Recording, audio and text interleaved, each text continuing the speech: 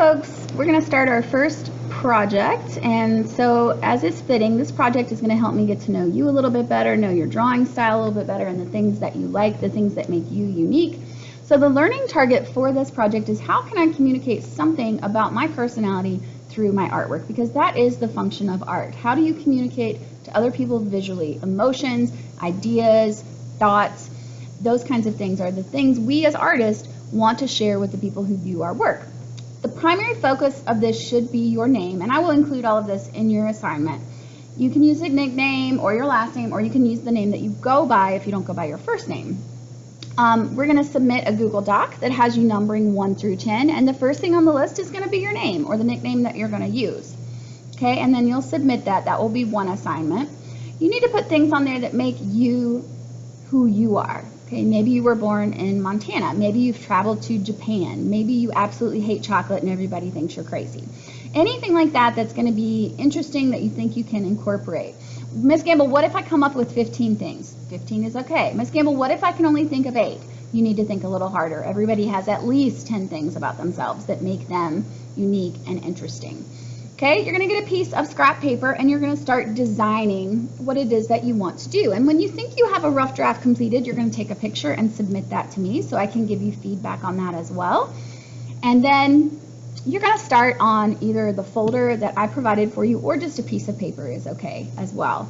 And you want to make sure that your name, again, is the center of attention. I'm going to show you some examples in just a second of some things that I like and things that I don't like. Or things that didn't work as well for me, I guess I should say, not really don't like. You want to color and complete your design. We're going to talk a little bit about the materials that you can use to do this. You can use crayons, markers, colored pencils, colored paper, and magazine. If you have other things at your home that you would like to use, please ask me and I will let you know if I think that that will work or not. I'm not a big fan of glitter, and your parents probably aren't either, so that one's usually a no. But if your parents say okay and they send me an email saying no, really glitter is okay, well, then I guess glitter will have to be okay.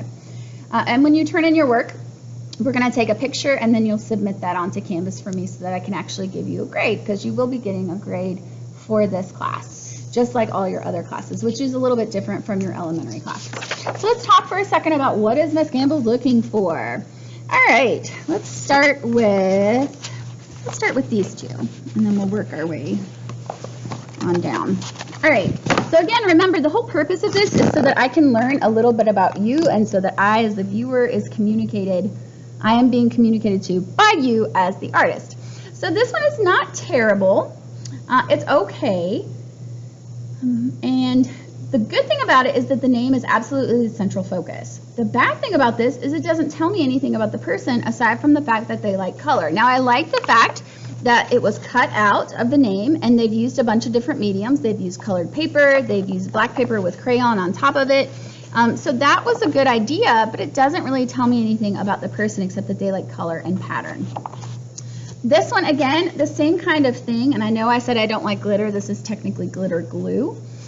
Again, you can see the name, which is kind of cool, but it doesn't tell me anything about the artist. So while both of these are interesting and unique in design, they don't really fulfill the project requirements. So this one is a little bit more interesting. It tells you that whoever made this likes to ride a go-kart. They've got the name on here repeated several times, which is a good way to use. One of the elements of art is to use repetition. They've got paper that's coming off of here, so it's actually got a three-dimensional texture. They've used marker, pencil, cut paper, ink, crayon. So they've used a lot of different mediums, which also makes it interesting. But again, this doesn't tell you that much about the person. So I'd like really to have more of the individual personality incorporated into the design. This one tells you quite a bit about Casey. It tells you her name. She likes tie-dye. There's a heart here. The softball, she played softball. She loved Nike things. She also played volleyball. She likes this pattern and design. My one big complaint about this is that her name is not really the central focus. All of the elements are essentially the same size. They have the same visual weight, so to speak. So nothing really grabs your eye more than anything else. And so if she had to do this over again, I would have said, maybe make your name bolder. It doesn't necessarily have to be in the center, but make it stand out more.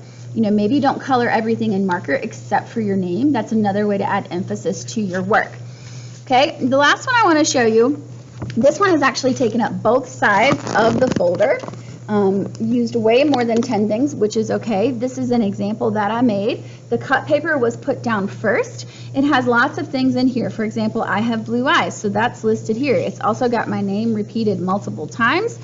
Art is on here, chocolate, theater, Delia Grace Gamble, which is my daughter's name. Volleyball is listed on here. Winter and fall are my two favorite seasons. It's got lots of different patterns. Right here is an amethyst because that is my birthstone.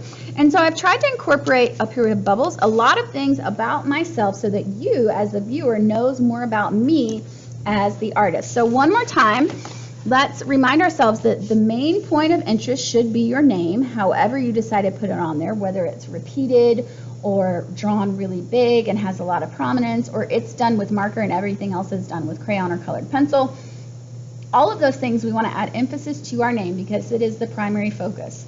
So there will be assignments to kind of space this out for you to kind of help you plan and timeline. And the first thing that I want you to do is there is a text box with this video, and the reason there's a text box is I'm going to give you a secret word, and that way I know that you've watched all the way to the end. And so the secret word for you is cherry, and I want you to type the word cherry into the box. That way I know that you watched the video all the way through to the end. And then you can continue and do all the other assignments. Good luck. I can't wait to see what you're coming up with and looking forward to seeing your rough drafts.